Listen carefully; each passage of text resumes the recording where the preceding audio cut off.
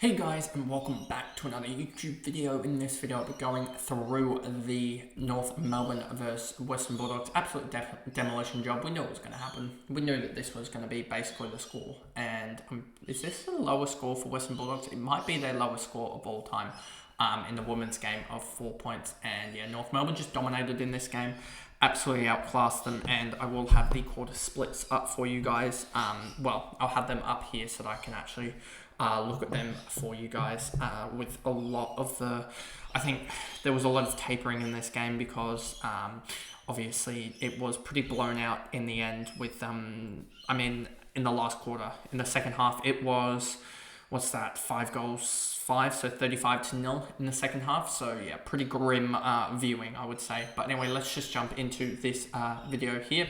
You can see Jazz Gardner, 96. If I bring up her stats specifically on my phone, she had 2 goals, 20 odd touches, 4 marks, 5 tackles, as you see there. I just want to see what she do. 9 points first quarter, 26, 40, and then 21. She had a 40-point third quarter with 7 touches, which was 5 kicks, 2 handballs, 3 tackles and 2 goals. So that's where she scored most of her points, and that's why she was up there. Now looking at Riddell, she had a 17, 18, 26, 33. So she dominated in the last quarter as well. In the second half, sorry. Both of them put up basically, I think they put up about 120 between them in the second half, which is quite a lot, considering that the game was dead by then. But I guess that sort of lines up with them actually scoring most of their points, like 60% of their points. In the second half did North Melbourne, and 60% of the fantasy points scored by Gardner and Riddell happened in the second half. I just want to check here quickly the Tripodi, what happened with her. She had 14, 7, 11, and 3, so just, yeah, nothing in the last quarter. Was her time on ground impacted? Don't really know that specifically. Yeah, but she didn't have much tog in the end, so maybe it was something related to that. But anyway, Gardner 96 we know, as I said. Riddell 26, 3 and 2. Not much non-disposal work from her. 94 points. Ready with the 81 from the ruck department. Sarah Wright with 75. Mia King with the 73. Here's a problem with that, is that basically you can't have, in AFL Women's Fantasy, you really can't have anyone outside of the sort of number 1 midfielder in those midfield slots. So you basically have, and I would say that Garner and Riddell are both number 1 midfielders. So you basically can't have anyone outside of that, and that's why Mia King, like Zaylee Goldsworthy and like Goering and other girls like that I've somehow figured out to have in my side in that sort of M4, M5 slots are really, really bad to have, because they have these games that are 70s, 60s, and 50s and stuff like that, and then you're just losing a massive amount of points. So that's the reason behind that, and that's the reason why Mia King was alright for those that were very, very capped or cash strapped, I should say. But for those that had the cash, to get to Garner and Riddell was huge in their doubles, and just specifically in general, because they're going to be able to score those 130s, 120s that you need, and have sort of those floors in the 90s and high 80s. Craven 67, Martin 58, O'Shea 56, Bresnahan 56, O'Loughlin 54, and this is what I was saying as a winger. When she doesn't score, she can have these type of games that are just very, very low impact. 15 touches, 1 mark, 3 tackles. If we look here, she very much loves a tackle from memory. Let's look here, 4.8 tackles, 1.2 marks. So not very much a marker, but very much a tackle. Tackler sort of playing that half forward, sort of wing-ish role. 54, 57, 61, 77, 70, 81 were her season stats. But you can see when she's kicked 1 goal in the last 3 games and gone and averaged, basically 57 and a bit. So you can see how it sort of impacts there. So I just don't think it is like the best option her, to be honest with you. She definitely also has some injury potential as well, because she almost got injured, I think, in this game when she had the 62% tog. So yeah, she definitely has a massive injury potential there, and that's the reason why I'm sort of up in arms about, do you want her as the 5th person? Do you want Huntington? Who do you want there? Do you want potentially Gould or something in that F5 slot? And I just don't know exactly who you want. Then you go down here and you get, so we talk about O'Loughlin, King, Randall, Eddie, Smith, Bruton has been one that I'm sort of surprised about. And Jenna Bruton here, if I just go to here and I look up Bruton, I just want to see Jenna Bruton here. Give me this, please, and then give me the at 28 years old forward. I think she can be a really good scorer. I just think that she's just trapped in this really good North Melbourne side. So, yeah, she'd have to go to another club to necessarily really improve with her scoring. But if we, DFS won't show it too well. But if we go, yeah, here we go. We'll show it here. I'm pretty sure you'll see that last year she had a couple of really good games. 85 down to 48 average.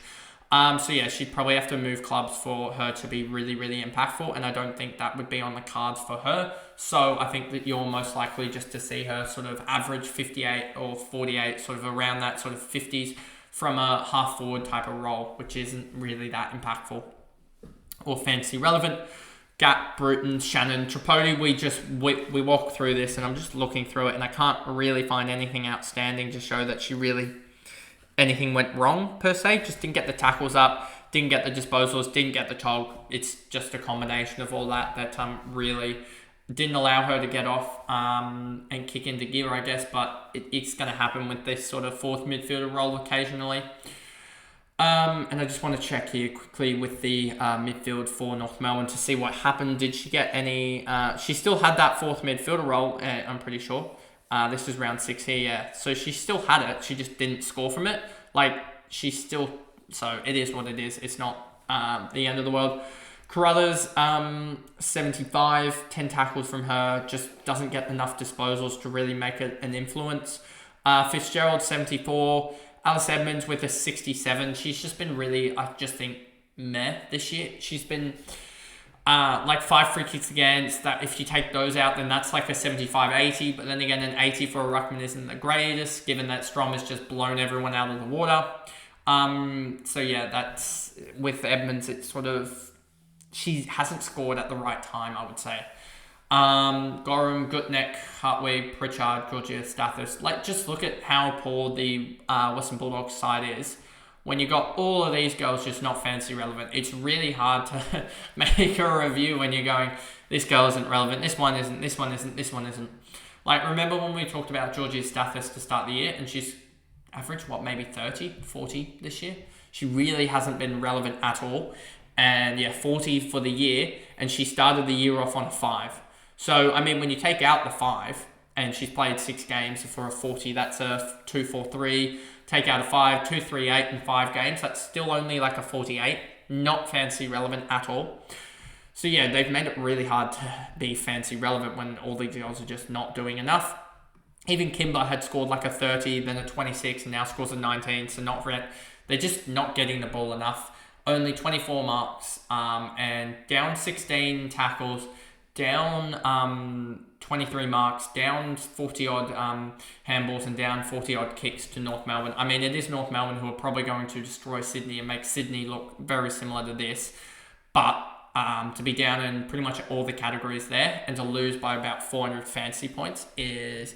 Obviously, it's made up bulkily from looking at this, basically just 20 along the lines here in every single spot is pretty much the difference between these sides. But anyway, I think that's all that can be really said. Not really much more to be said about the Western Bulldogs. Even if you like their roles, they're just not fantasy relevant. They're just not getting enough of the ball, to be honest, to be fantasy relevant, especially with Blackburn out of the side and Pritchard scored a 42, which sort of just shows that. It's especially that none of their good roles are really turning out to be good.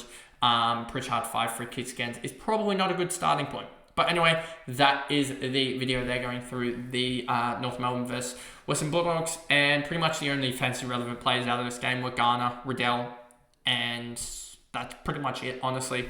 Tripodi, you could probably look to see if there's an upgrade, but I think this was just a poor game. especially because she has the role. She'll probably get back to a 60 or 70 this week, and then it won't be the worst. And then O'Loughlin, you're probably looking to sell just because she's probably at the tip of her price scale. So you probably look to sell. If I'm just quickly looking at what's her price, 760k, yeah, you're probably looking at selling off O'Loughlin here before she drops heavily. But then again, she has Sydney where she'll probably put up a 70 or 75. So it's sort of, what do you think she's going to score against Sydney is when whether or not you'll sell if you have her. But anyway, that is the video, and I'll see you guys in the next one. Bye, guys.